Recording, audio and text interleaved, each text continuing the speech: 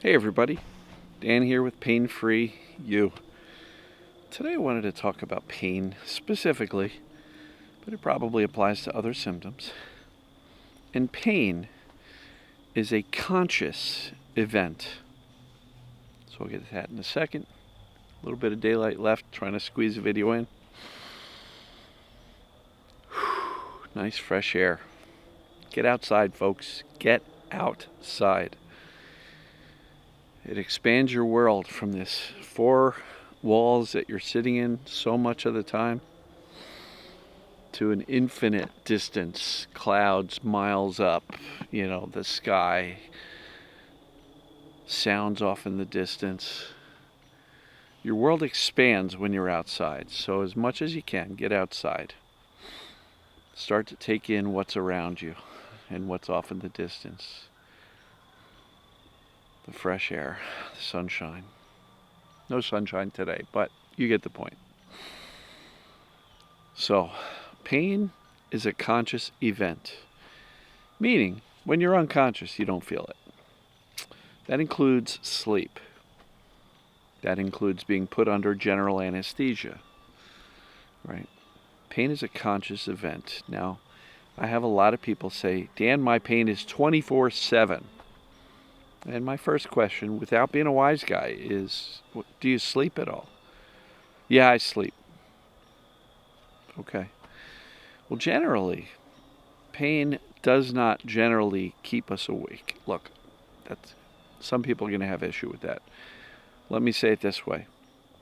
When we're asleep, we don't feel pain. That's my belief. That was my experience. Now, I might be uncomfortable in bed trying to get to sleep. I might be very uncomfortable and have pain when I wake up. And I think what tricks people is they wake up and the pain is there, so they are concluding, I have pain 24 hours a day. But I do believe that when we're sleeping, we're not conscious and the pain is not there. Because it takes an awareness of the pain. Why? Because the brain is creating the pain. General anesthesia, we don't feel the pain. Unless the anesthesiologist screwed up, but that's a whole nother story. But we don't feel it.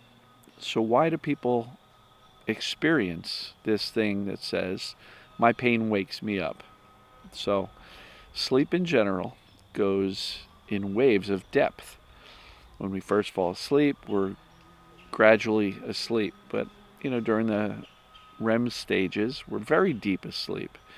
But then we may come to a more lighter sleep. And some people are lighter sleeper than others. But I think overall, as we get out of the deep, deep sleep, we start to gain a little bit of consciousness. Have you ever rolled over at night? You're rolling over, you're getting comfortable, but you're not awake. But you're sort of awake. And so it's in those times that I guess I'll refer to it as twilight, between sleep and awake, where you're kind of in it, but you're not.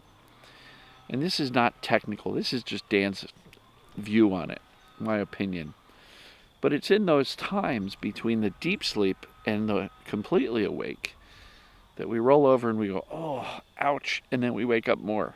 And then we get a little jolt of adrenaline, cortisol, stress hormones, and we start looking for and looking at the symptoms, and that can create some fear, aggravation, annoyance, sadness, fear. And then we go, oh no, I'm not going to be able to get to sleep. And then with that additional fear and the additional attention, sometimes the pain can increase. Now, I am not suggesting any of this is your fault, but it does happen quite often. How do I know? 13 years of it. There was plenty of times when I'd be out cold sleeping, but I would need to roll over, and somewhere I'd be in that twilight where I was sort of awake but not really, and I'd go to roll over, and I had the consciousness to go, okay, let me brace my back as I roll over, because I had plenty of times when trying to move, things would go into spasm and I would hurt a lot. So if you've got enough consciousness to be aware of your movement, you've got enough consciousness to look for, notice, or see, or feel the pain. But I would venture to say that when you're deep out cold, you're not feeling it. So consciousness is what allows us to perceive the pain. If you're out cold, general anesthesia, or fast asleep, the pain's not there. So what do we do with this information? Well, and I'm not here to say you're exaggerating, but if you're the type who says, I have pain 24/7, I'll encourage you to soften that statement, because that statement is very strong, very scary, that says there's no escape at all. Soften it and say, I experience pain when I'm awake. Okay? So generally, if you can sleep for even 4-6 hours, it's not 24/7. It might be, 4 hours, 20. So 4 hours of no pain, 20. But if you can experience even an hour of sleep with no pain, the brain doesn't need to send it. That's proof that the brain is creating it. I've had toothaches wake me up. So yeah, can pain wake us up? Yeah, I think in a case like a toothache, you've got an infection, something is happening, but that's not chronic pain from mind-body origin. That's not perceived danger pain. That's truly an infection firing up things in the tooth, in the gum, in the jaw, and I think that's an organic reason for it. But I'm talking more about the chronic pain, which we know is created by the brain when it perceives danger.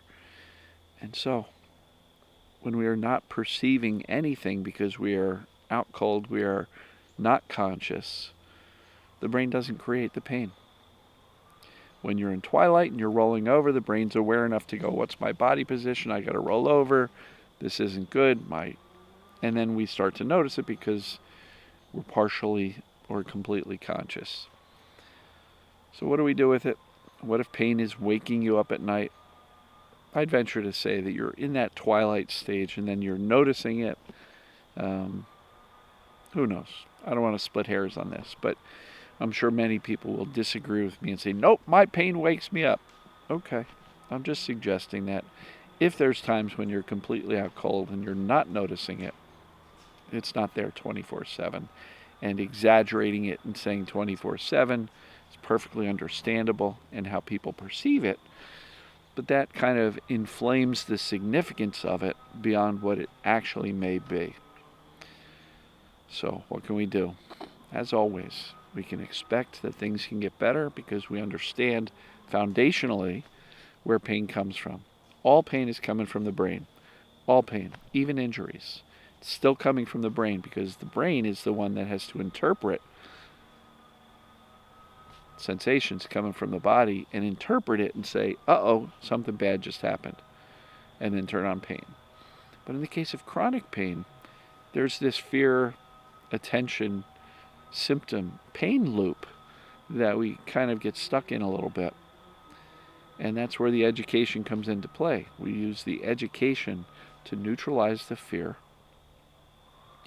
so that we can teach the brain that there is no danger. So as it gets these nociceptive signals from the body, it doesn't interpret them through this lens of danger, damage, illness, dysfunction, right?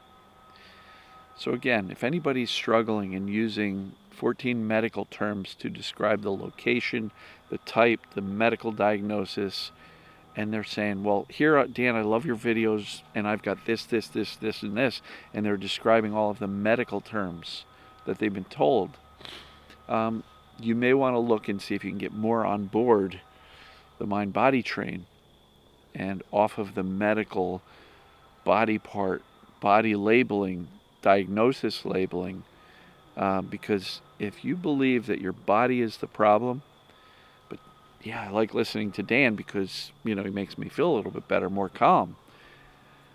You really want to do the assessment. You really want to see if you can identify that your symptoms are coming from your brain's perception of danger and not from some medical terminology about body parts and what's wrong with them. So do the assessment. It's at painfreeyou.com. Enter your name and email, download it, and if you're checking off one or more boxes as true, then that indicates that your pain is behaving as if it's coming from the brain, not a flaw or injury to the body. So there can be normal abnormalities in the body that are seen on imaging or, that you may be diagnosed with. But if your symptoms behave a certain way, it's still coming from the brain perceiving danger, possibly because you've been told there's something wrong with your body. So you get into that nocebo effect when you're told by a doctor or even self-diagnosed that this is what's wrong with my body. That creates this perception that I got a body problem, and when you move or when you do this, you do that, your brain says we need to turn on pain because we got this body problem. So look, clarity is job number one. If you think your body's a problem, it's going to be really hard to turn off the pain in the brain. And don't let anybody misinterpret that. I'm not telling you your pain's in your head. Your pain is real and you feel it in your body. But the origin is the brain interpreting the signals from the body through a lens of danger and sending the pain signals back to the body. So, pain is a conscious event. When we're unconscious, we don't feel it. Just ask any anesthesiologist how that works, and you'll find that what they're doing is they're shutting off that loop between the body and the brain, which interprets what's going on, and therefore there's no pain sent back to the body. So I find this stuff fascinating. Hopefully you do too. Hopefully you got a nugget out of this that can be useful for you, perhaps in staying calm. If you do wake up and you happen to notice pain, just understand that, getting really aggravated at your 24/7 pain might be an understandable exaggeration, but it still may be an exaggeration. So when we move forward with this journey, I always like to look for little opportunities to say, well, if I can sleep, then my brain knows how to turn it off. And so if it can turn it off during sleep, I can probably teach it to turn it off otherwise. So anyway, folks, love you. And as always, we'll see you tomorrow. Take care.